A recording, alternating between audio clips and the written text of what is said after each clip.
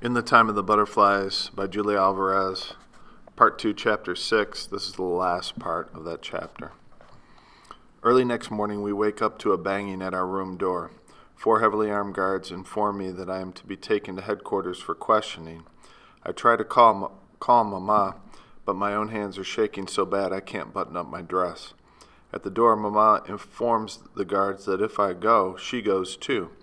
But these are a meaner breed than the ones up north. When she tries to follow me out, a guard blocks her way with the thrust of his bayonet. "No need for that," I say, lifting the bayonet. I reach over and kiss my mother's hands. "Mama, la benediction," I say, the way I used to as a child before going off to school. By now, Mama is sobbing. "Dios te bendiga," she sniffles, then reminds me, "Watch your you-know-what." I realize she no longer means just my mouth. I am back at the National Police headquarters, an office we did not see yesterday. The room is breezy and light, a top floor. Someone in charge. A courtly, white-haired man comes forward from behind his desk. "Welcome," he says, as if I were here for a social call. He introduces himself, General Federico Fiallo, and then indicates someone behind me I did not notice when I walked in. I don't know how I could have missed him. He is as close to a toad as a man can look, a heavy-set mulatto with mirrored dark glasses that flash my own scared look back at my face. "Don Anselmo Paulino," the general introduces him. Everyone knows about Magic Eye. He lost an eye in a knife fight, but his remaining good eye magically sees what everyone else misses. In the last few years, he's risen to be Trujillo's right-hand man by the dirty security work he's willing to do. My empty stomach is churning with dread. I steel myself, recalling face after suffering face I saw yesterday just downstairs. "What do you want with me?" The general smiles in a kindly way. "I'm keeping you standing, Senorita," he apologizes, ignoring my question. The kindness gives way a moment when he snaps his fingers and curtly admonishes the guardias for not putting out chairs for his guests. Once the toad and I are seated, the general turns back to his desk. "You must look on me as your protector. Young ladies are the flowers of our country." He opens the file before him. From where I sit, I can see the pink registration slip from the hotel, then a number of sheets of paper I recognize as Leo's letters from my purse.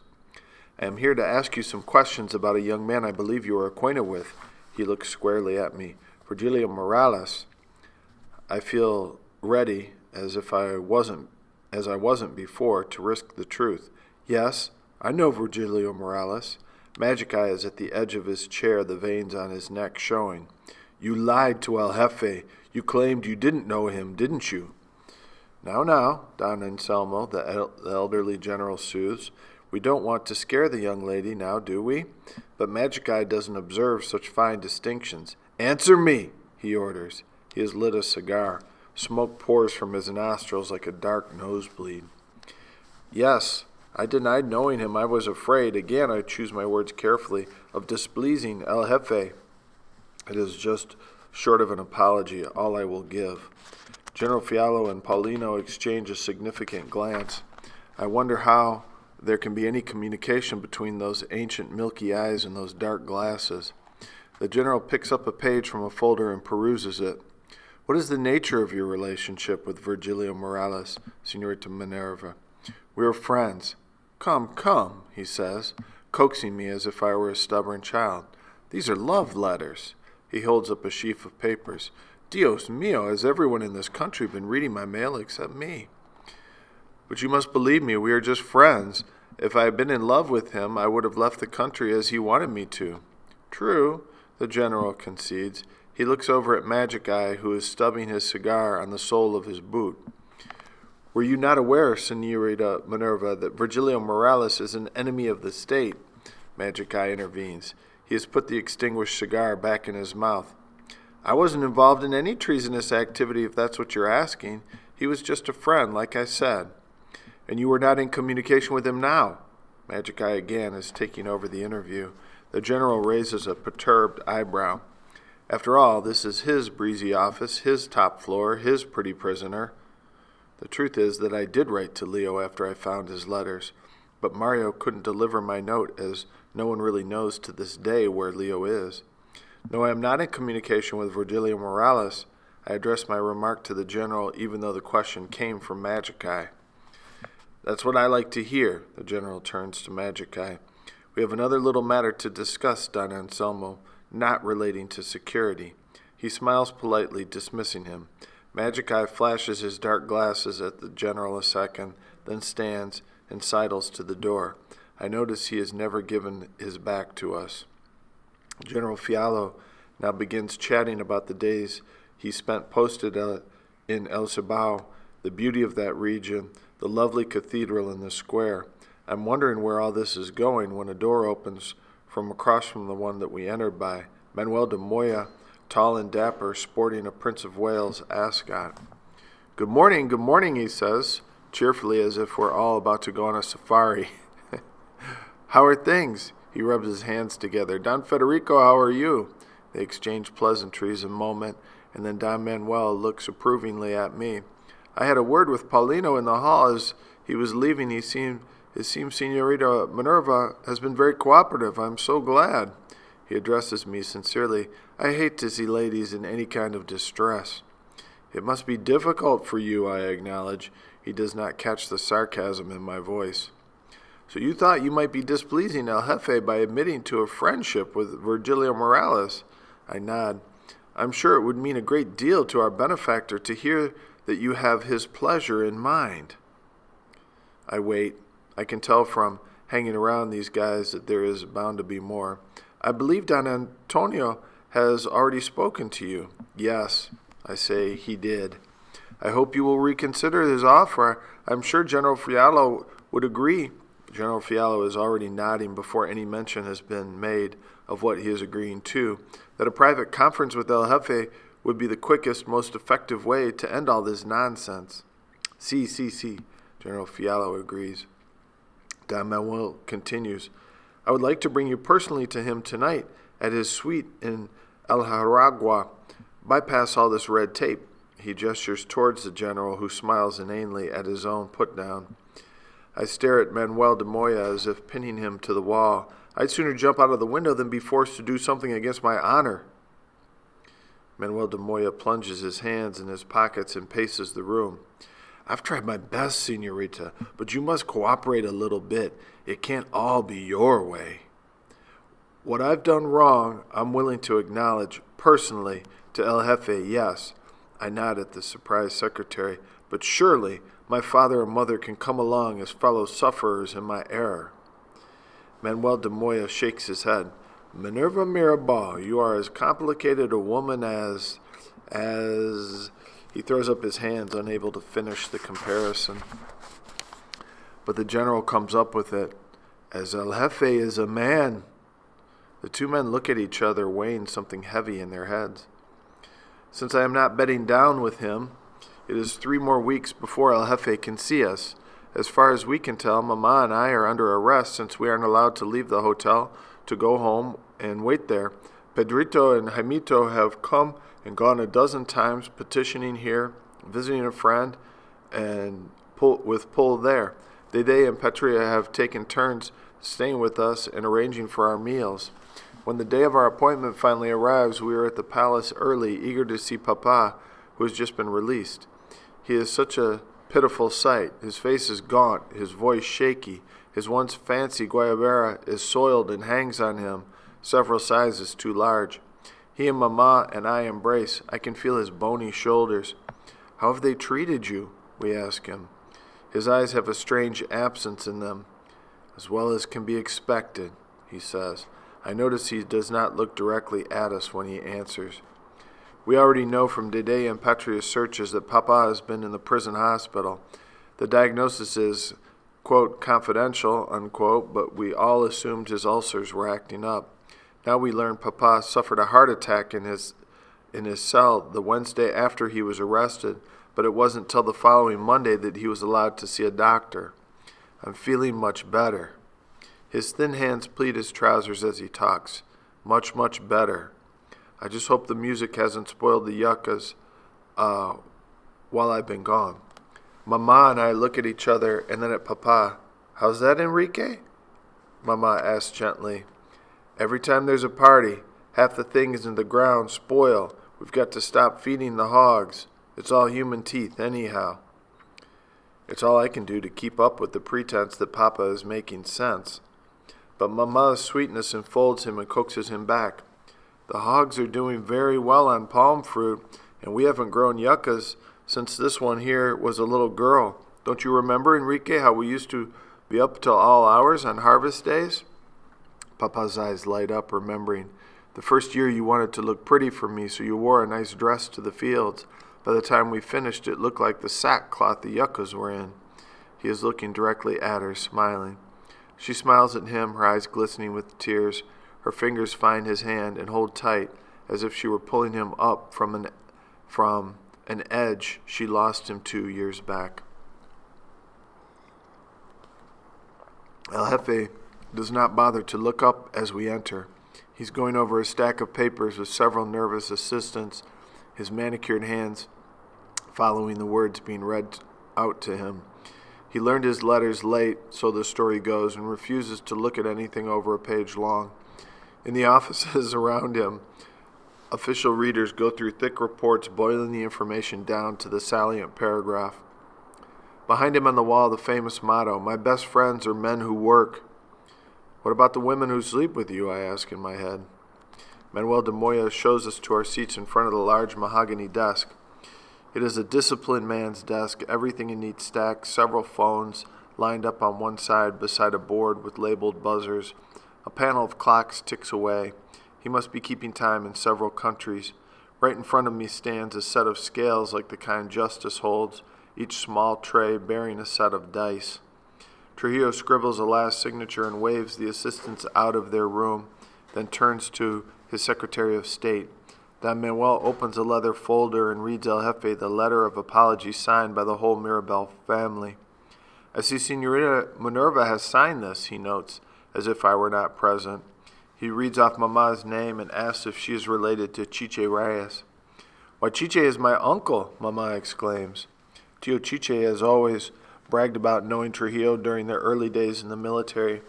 Chiche worships you, Jefe. He always says even back then he could tell you were a natural leader.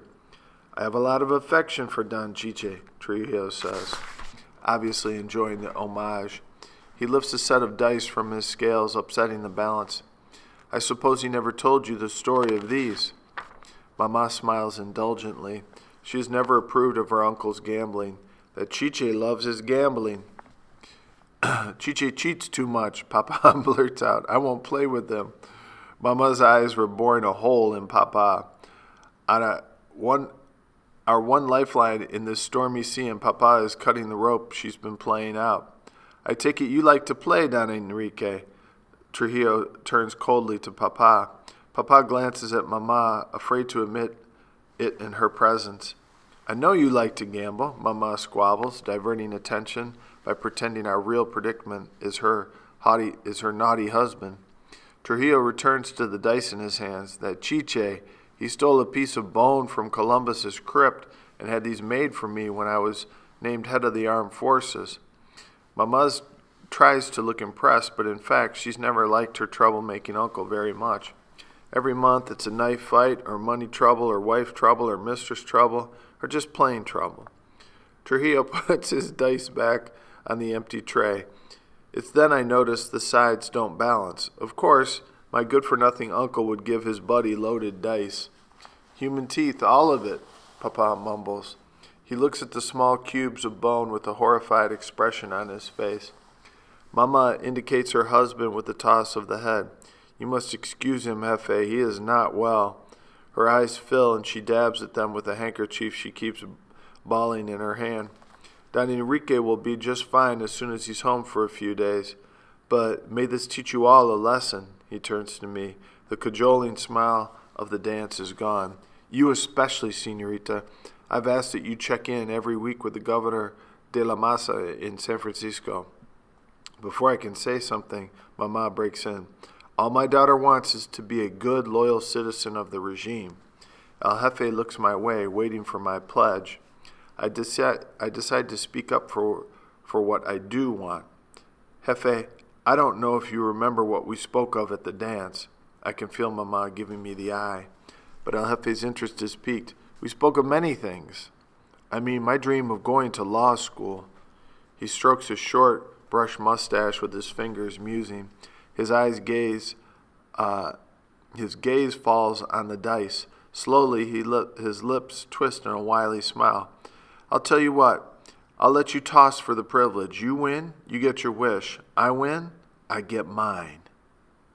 I can guess what he wants, but I'm so sure I can beat him now that I know his secret. I'll toss, I say, my voice shaking. He laughs and turns to Mama. I think you have another chiche in the family. Quickly, I reach for the heavier set of dice and begin shaking them in my fist.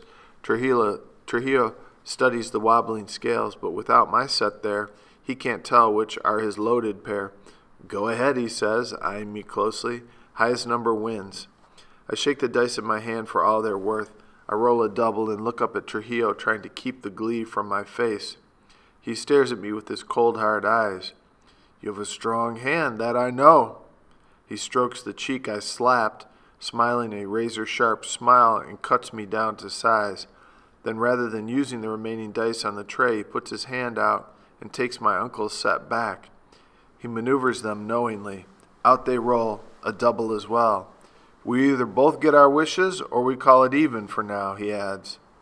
Even, I say, looking him in the eye. For now. Sign their releases, he tells Don Manuel. My hellos to Don Chiche, he tells Mama. Then we are banished with a wave of his hand. I look down at the hospital scales as he puts his dice back. For a moment, I imagine them evenly balanced, his will on one side, mine on the other. It is raining when we leave the capital, a drizzle that builds to a steady downpour by the time we hit Via Alta Garcia. We roll up the windows until it gets so steamy and damp in the car that we have to crack them open in order to see out. Dede and Jaimito stayed on in the capital, making some purchases for the new restaurant they've decided to start. The ice cream business is a flop, just as Dede predicted privately to me some time back. Pedrito had to be back yesterday to see about stranded cattle in the flooded fields. He's been taking care of his own farm and ours, so it's just me and Mama and Patria and of course Papa mumbling in the back seat of the car. By Pino Herrado, the rain is coming down hard. We stop at a little cantina until it lets up. Mama doesn't raise an eyebrow when Papa orders a shot of rum. She's too worried about our audience with El Jefe to fuss at him. You were asking for it, mija, she's already told me. We sit silently listening to the rain on the thatched roof, a numb, damp, fatalistic feeling among us. Something has started, none of us can stop. A soft rain is falling when we reach Piedra Blanca. Ahead, men repair a flooded bridge, so we stop and roll down the windows to watch. Marchantas come up to offer us their wares, and tempted by a sample taste of a small sweet orange, we buy a whole sack of them, already peeled and cut in half. Later, we have to stop to wash our sticky hands in puddles on the roadside. At Bonao, the torrential rains start again, and the windshield wipers can't keep pace with the waves of water washing over us. In my head, I start making plans about where we can spend the night if the rain is still this bad once it gets dark. We pass La Vega. The rain is lighter now, but shows no sign of letting up. The whole spine of the country is wet. Towards the west, dark clouds shroud the mountains as far as Costanza and on through the whole Cordillera to the far reaches of Haiti. Rain is falling and night is falling in Mocha as we pass, the palm roof sagging, the soil soggy with drowned seeds, the drenched jacarandas losing their creamy blossoms. A few miles after Salcido, my lights single it out, the ancient anacuita tree dripping in the rain, most of its pods gone. I turn in onto the unpaved road, hoping we won't get stuck in the mud I hear slapping against the underside of the car. It's raining here too, in Ojo de Agua. Eye of Water, the name seems ironic given the weather. North to Tamboril and the mountain road to Puerto Plata, the rain drives on. In every bohio and small conuco and on out to the Atlantic where it is lost in the waves and that rock the bones of martyrs in the deepest sleep. We've traveled almost the full length of the island and can report that every corner of it is wet, every river overflows its banks, every rain barrel is filled to the brim, every wall washed clean of writing no one knows how to read anyway.